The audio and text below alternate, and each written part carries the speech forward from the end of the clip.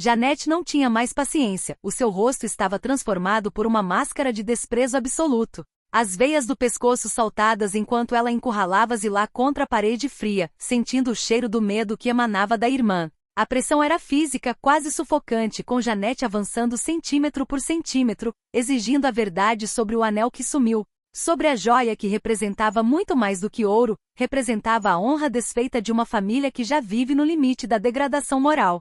Zilá tremia, os lábios pálidos e os olhos fugidios, tentando desesperadamente encontrar uma saída, uma mentira qualquer que pudesse sustentar aquela farsa por mais alguns minutos. Mas o olhar de Janete era um tribunal implacável que não aceitava nada menos do que a rendição total. O suor frio escorria pelas têmporas de Zilá, misturando-se às lágrimas de uma culpa que ela não conseguia mais carregar sozinha, uma angústia que corroía suas entranhas enquanto ela via sua vida desmoronar diante de uma irmã que não tinha um pingo de piedade no coração. Janete rugia palavras de baixo calão, chamando Zilá de lixo, de rata, de parasita que se alimenta das sobras alheias, enquanto exigia saber por que ela tinha procurado Jean Carlos, aquele homem que é a personificação de tudo que há de mais podre naquelas redondezas. A fúria de Janete era alimentada pela certeza de que a traição estava consolidada, e ela saboreava o momento em que veria a irmã se rastejar no chão, implorando por um perdão que nunca veria.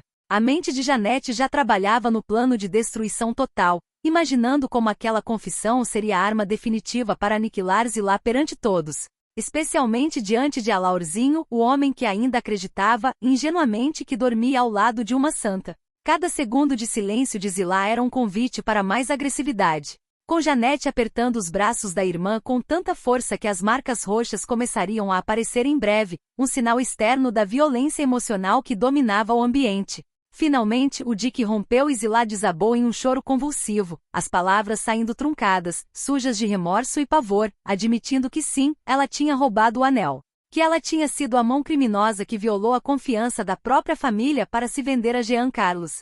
Foi uma confissão regada a veneno, onde Zilá tentava justificar o injustificável, alegando necessidades e desesperos que para Janete não passavam de desculpas esfarrapadas de uma mau caráter nata. Enquanto Zilá despejava sua sujeira, Janete mantinha o celular escondido, a luz da tela refletindo o brilho de vitória em seus olhos escuros, gravando cada detalhe sórdido, cada soluço de humilhação, cada prova incontestável de que Zilá era a verdadeira vilã daquela história.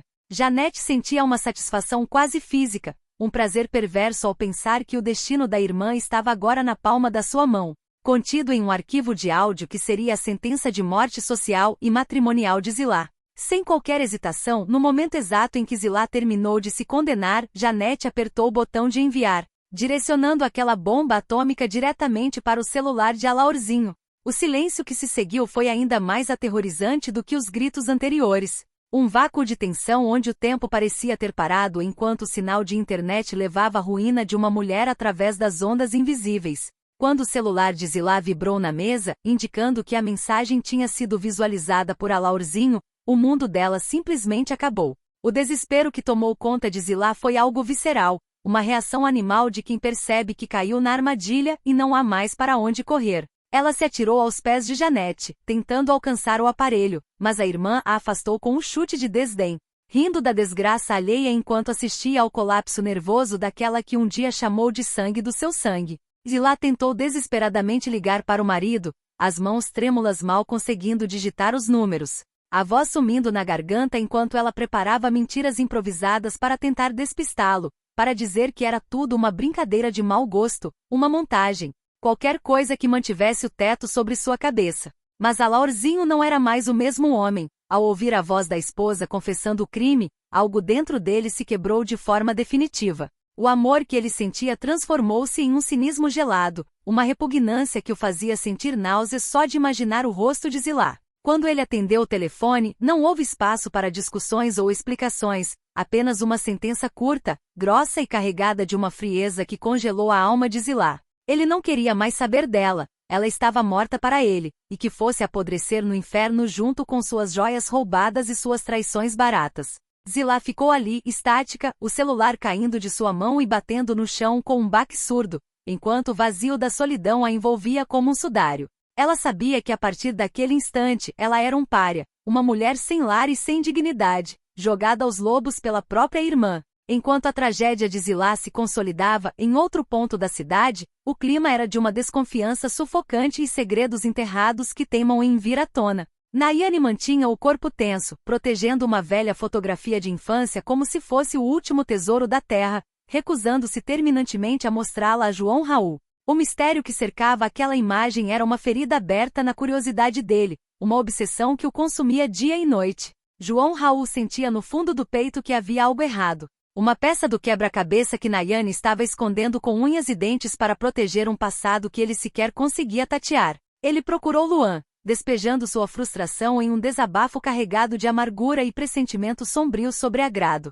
A intuição de João Raul gritava que Agrado não era quem dizia ser, que existia uma conexão sombria e perversa entre aquela mulher e a história de Nayane, uma teia de mentiras que poderia destruir as bases de tudo o que eles construíram até ali. Luan ouvia tudo com uma expressão de preocupação, percebendo que o amigo estava à beira de um colapso paranoico, mas incapaz de negar que o cheiro de segredo no ar estava ficando insuportável.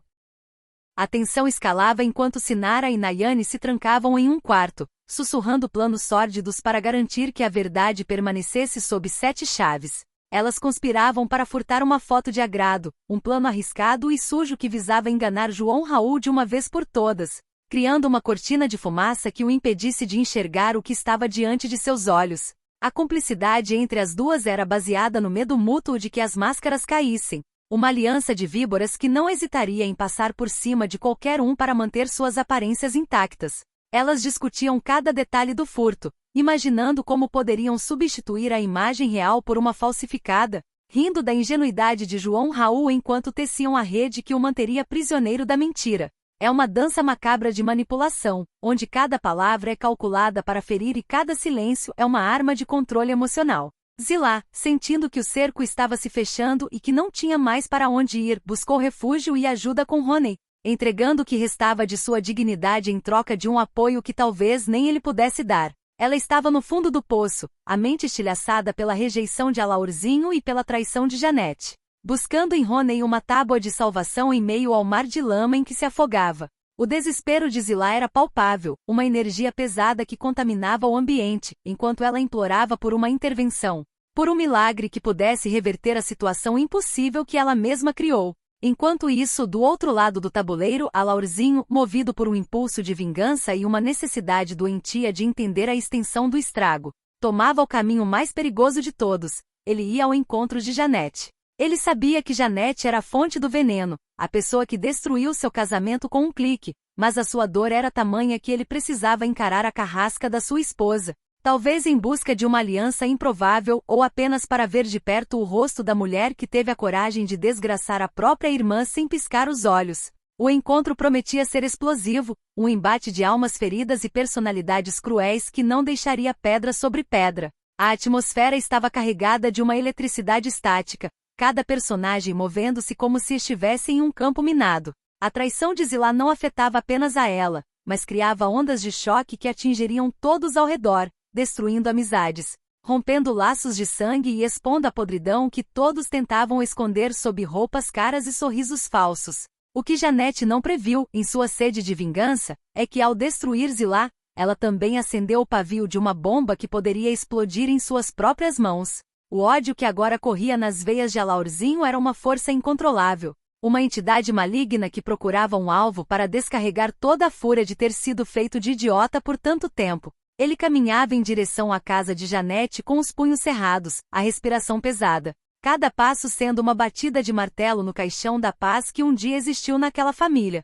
Nayane e Sinara, mergulhadas em sua trama de furtos e enganações, não percebiam que o chão sob seus pés estava rachando. A obsessão de João Raul não seria aplacada com uma foto falsa, pelo contrário, a mentira só serviria para aguçar seus instintos de caçador. A teia de enganações estava se tornando tão complexa que as próprias mentoras começavam a se perder em suas narrativas, trocando olhares de pânico sempre que João Raul entrava no recinto. A tensão entre o que é real e o que é fabricado atingiu um ponto de não retorno, onde a verdade, se revelada agora, não traria luz, mas sim uma escuridão total que consumiria a todos sem distinção. Zilá, abandonada e desesperada, era apenas o primeiro dominó a cair em uma sequência que prometia ser devastadora. A pergunta que pairava no ar, densa como fumaça de incêndio, era quem seria o próximo a ter a vida exposta, a alma rasgada e o futuro jogado no lixo. Seria Laurzinho capaz de perdoar o imperdoável, ou seu encontro com Janete seria o início de um banho de sangue emocional que não pouparia ninguém? O que Nayane tanto esconde naquela foto que a faz tremer só de pensar no olhar de João Raul sobre ela?